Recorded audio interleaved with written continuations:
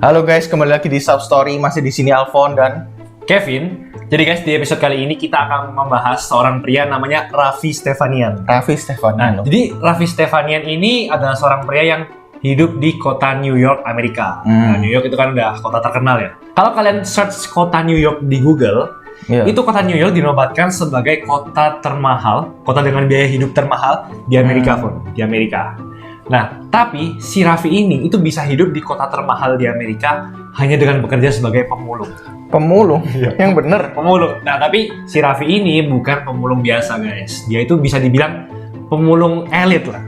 Pemulung elit atau pemulung kaya. Karena barang-barang yang dia pungut di sampah itu barang-barangnya emas, berlian, permata, dan logam-logam berharga lainnya, guys. Nggak, kalau di Indonesia kan pemulung biasanya kan mungut sampah, plastik yang udah dibuang orang. Dan jarang dikaitkan dengan kaya ya. Kalau orang kaya juga. Nggak, maksudnya masa orang Amerika buang-buang emas, buang-buang. Nah, itu ada juga.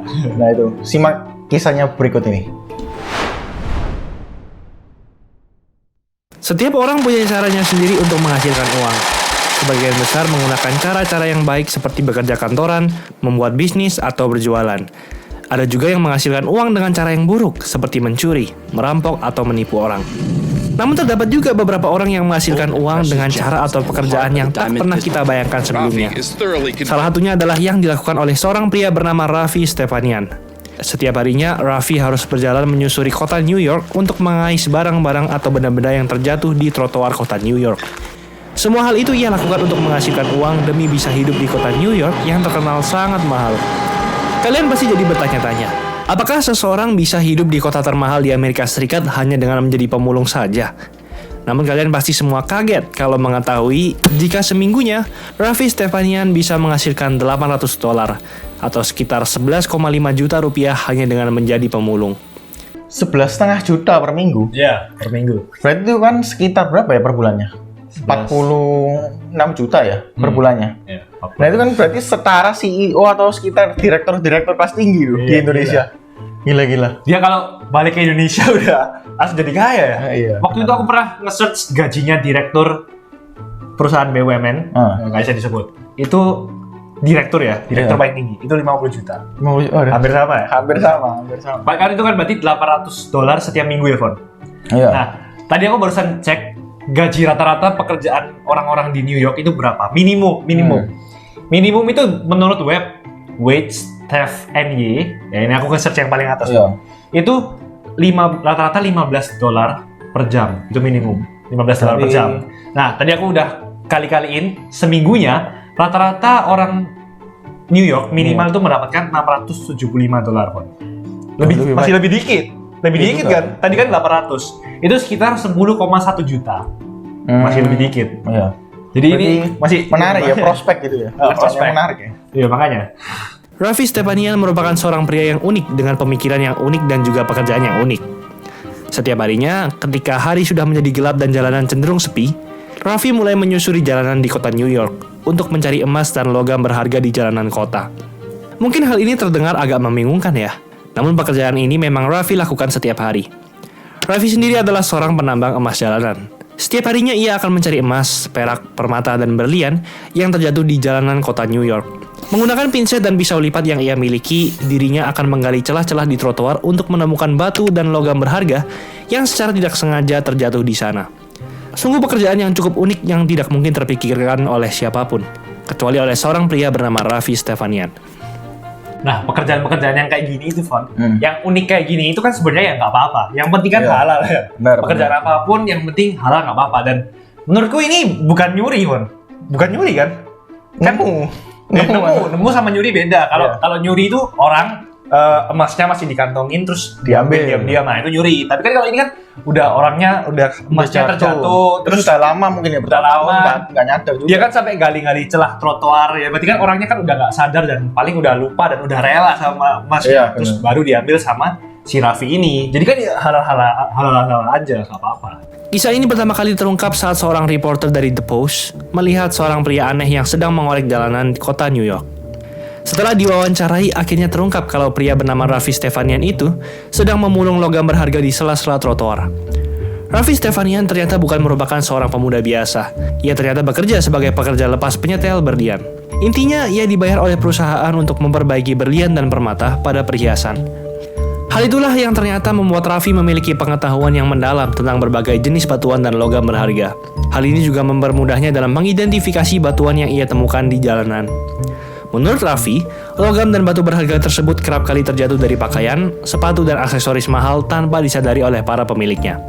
Batu berharga itu tersebar ke berbagai arah akibat hujan dan angin, dan kemudian terjebak di sisi jalanan kota. Batu dan logam itulah yang dilihat Raffi sebagai peluang untuk menghidupi dirinya. Tapi aku bisa bayangin sih, kalau misalnya jadi reporter dari The Post ini. Gimana? Kalau misalnya dia lagi jalan-jalan gitu kan, terus ngeliat ini orang ngapain, lagi ngorek-ngorek jalan. Kayak, ya ngapain gitu loh. Gak jelas, ngorek-ngorek jalanan pakai pinset dan pisau. Ya menarik sih. Jadi ini ya, kan dia itu ternyata bekerja sebagai penyetel dan pelepas perhiasan ya, kalau misalnya di jam atau di kalung gitu. Berarti ini tuh part time ini, sampingan ini. Pemulung ini kerja sampingan. Iya mungkin ya. Wah menarik sekali. Kerja sampingannya pemulung loh. Kalau di Indonesia menurutmu prospek nggak pekerjaan sampingan pemulung ini, Bang? Tapi kayaknya nggak mungkin dapat sebanyak itu ya. Nggak mungkin. Nggak mungkin. Di Jakarta, Jaksel kan terkenal kota yang ya udah mirip-mirip New York lah ya. Menurutmu tapi prospek ya? Jadi apakah mungkin gitu menemukan emas di jalanan Jakarta gitu? Kayaknya nggak mungkin ya. Kayaknya sih nggak mungkin ya, nggak tahu lagi. Nggak, tapi berarti ini kan nggak semua orang bisa gitu loh. Dia kan punya background di bidang perhiasan itu. Nah kalau kita yang nyoba ikut pekerjaan Raffi ini, mungkin kita nemunya batu apa gak jelas sampah-sampah kita kumpulin semua ya. Kalau gitu jadiin konten iPhone. Jadiin konten sambil di shoot gini. Nanti viral, tapi viral digoblok-goblokin sama orang-orang. Hal ini bermula ketika Raffi mengunjungi toko perhiasan yang terletak di dekat 6th Avenue di sudut 47th Street. Kala itu ia menyadari kalau terdapat sisa-sisa emas yang tersebar di depan toko perhiasan tersebut. Hal ini membuatnya berpikir kalau ia bisa saja menghasilkan uang melalui sisa-sisa emas dan batu berharga yang terdapat di jalanan tersebut. Ia kemudian mulai mengais dan menggali sudut-sudut jalanan kota New York yang dipenuhi lumpur dan debu. Ia pun terkejut atas apa yang telah ia temukan. Kepingan rubi, potongan berlian, emas dari pecahan kalung, anting dan gelang yang rusak dapat ia temukan di trotoar New York. Dan jika ditotal pun nilainya cukup mengagetkan. Pada 2011, ia sempat menunjukkan kepingan batu berharga yang telah ia kumpulkan selama 6 hari kepada seorang reporter. Menurut pengakuannya, melalui batu-batu tersebut, ia bisa mendapatkan sekitar 819 US dollar atau sekitar 11,5 juta jika dikonversikan ke rupiah. Tapi aku jadi berpikir, Fon, pekerjaan yang kayak gini itu, pekerjaan part-time pemulung berlian emas dan lain-lain ini, itu kan jadinya tergantung dari banyaknya orang yang lewat di jalanan itu. Iya, maksudnya gini, Fon. Semakin banyak orang yang lewat kan berarti kan peluang emasnya terjatuh, berliannya terjatuh secara tidak sengaja itu kan semakin meningkat toh. Iya. Nah jadi aku bingungnya ini, waktu COVID kemarin gimana, Bon? Nah nggak tahu. Tapi kan dia bilangnya kan sumber emasnya yang terbanyak itu kan di dekat toko emas gitu kan. Kita bisa aja nyoba di Indonesia gitu. Di depan-depan toko emas di Indonesia, siapa tahu kan. Mungkin ada yang jatuh. Satu keping, dua keping, nggak nyadar orang gitu kan. Bisa jauh lah. Prospek. Meskipun pekerjaan ini terlihat bisa menghasilkan uang yang cukup fantastis bagi beberapa orang, sebagian tetap meragukan tentang pendapatan yang diperoleh oleh Raffi. Apakah uang tersebut cukup untuk membiayai hidup yang nyaman di kota New York? Apalagi pekerjaan seperti ini bisa dibilang penuh dengan ketidakpastian dan cenderung mengandalkan keberuntungan. Beberapa orang di Amerika juga berpendapat kalau penghasilan $3.000 per bulan bukan merupakan pilihan karir yang baik di kota New York yang terkenal sebagai kota yang sangat mahal. Meskipun begitu, Raffi juga sempat mengatakan kalau ia senang akan hal itu dan akan terus melakukan apa yang biasanya ia lakukan selama ia masih bisa menemukan batu berharga di jalanan. Meskipun tidak stabil, terkadang beberapa pekerjaan bisa memberikan kesenangan tersendiri bagi beberapa orang, dan terkadang juga hal tersebut sudah cukup untuk orang itu. Tapi benar sih, meskipun $3.000 itu rasanya banyak ya, sekitar 45 jutaan rupiah. 45 juta per bulan ya? Iya. Tapi biaya hidupnya terlalu tinggi gitu. Aku baru saja search di Google ya. Rata-rata makanan di Amerika, makanan biasa ya, bukan restoran itu sekitar ya $10-13. $10-13. Berapa itu ya? Ya 150 ribuan. Ya kan sama aja, kayak itu kan 10 kali dari sekitar makanan rata-rata di Indonesia lah. Iya. Nah itu kan 45 jutaan ya, sekitar 10 kali UMR Indonesia lah. Berarti pas lah, jadi ya pendapatannya sekitar UMR mungkin rasanya ya. Berarti harusnya nggak bisa dibilang apa ya? Ya dibilang kaya nggak juga. Tapi kalau sebagai pemulung dia kaya. Iya. Nah, kayak gitu kan. Benar. Terus aku mau tanya, Fon. Kalau sekarang kabarnya orang ini gimana? Nggak 2022. Nggak tahu ya, nggak tahu ya. Ini berita soalnya sekitar 2011 kalau nggak salah. Udah lama ya. Iya. Nah, tapi kalau menurutku hal ini tuh bisa relate sama kita-kita yang kerjanya sesuai dengan passion, Fon. Harusnya aku kamu sama kalian-kalian yang mungkin kerjanya sesuai passion bisa relate. Karena kan yang terakhir kan dia bilang tuh, meskipun ada orang yang ngeraguin, ini cukup atau enggak sih? Tapi kan dia tetap suka. Benar. Nah ya kak, meskipun kalau menurutku sih kalau dia udah suka ya harusnya tetap cukup-cukup aja sih, Bon.